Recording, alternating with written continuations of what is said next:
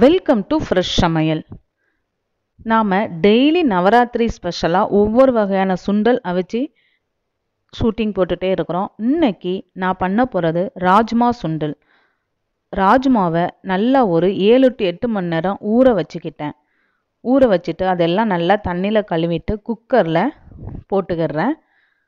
அது கூட தேவையான அளவு தண்ணி ஆட் பண்ணிக்கலாம். தண்ணி ஊற்றின பிறகு இது கூட கொஞ்சமாக உப்பும் ஆட் பண்ணிக்கிறேன். ஆட் பண்ணிவிட்டு குக்கரை மூடி ஒரு 5 விசில் விட்டுக்கலாம். இன்னும் நல்லா குலைவாக வேணால் 6-7 விசில் கூட நம்ம விட்டுக்கலாம்.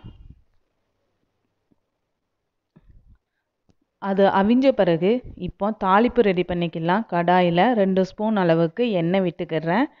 எண்ணெய் விட்டுட்டு எண்ணெய் நல்லா சூடு ஏறி வந்ததும் கடுகு 1/2 ஸ்பூனுக்கு நான் ஆட் பண்ணிக்கிறேன்.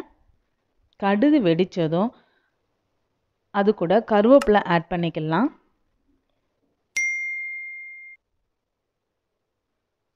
ராஜ்மாவில் நிறைய சத்து இருக்குது.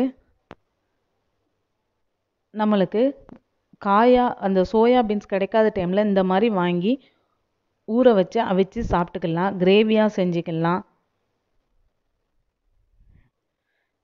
அது கூட கொஞ்சமாக மிளகுத்தூள் ஆட் பண்ணிக்கலாம். நான் அதனால் மிளகை லைட்டாக இடித்து ஆட் பண்ணிக்கலாம்.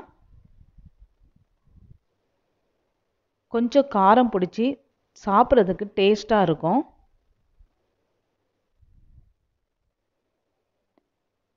அந்த எண்ணெயிலே கொஞ்சம் மிளகும் வதக்கி விட்டுட்டு நம்ம அவிச்சு வச்சுருந்த ராஜ்மாவை உள்ளே ஆட் பண்ணிட வேண்டியதான். ராஜ்மாவை நல்லா சேர்த்து தாளிப்போட ஒரு மிக்ஸ் பண்ணி விட்டுட்டு அது கூட தேங்காய் துருவல் கொஞ்சம் ஆட் பண்ணி எல்லாத்தையும் கிளறி விட்டுற வேண்டியதான். இப்போ நமக்கு சூப்பரான ராஜ்மா சுண்டல் ரெடி ஆயிரும். ஈஸியாக சிம்பிளாக செய்யக்கூடியது. நவராத்திரியின் 8வது நாள் பிரசாதம் தான் இந்த ராஜ்மா சுண்டல்.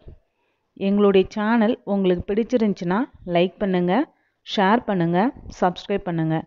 மறக்காமல் பெல் பட்டன் அழுத்தி ஆல் கிளிக் பண்ணிக்கோங்க.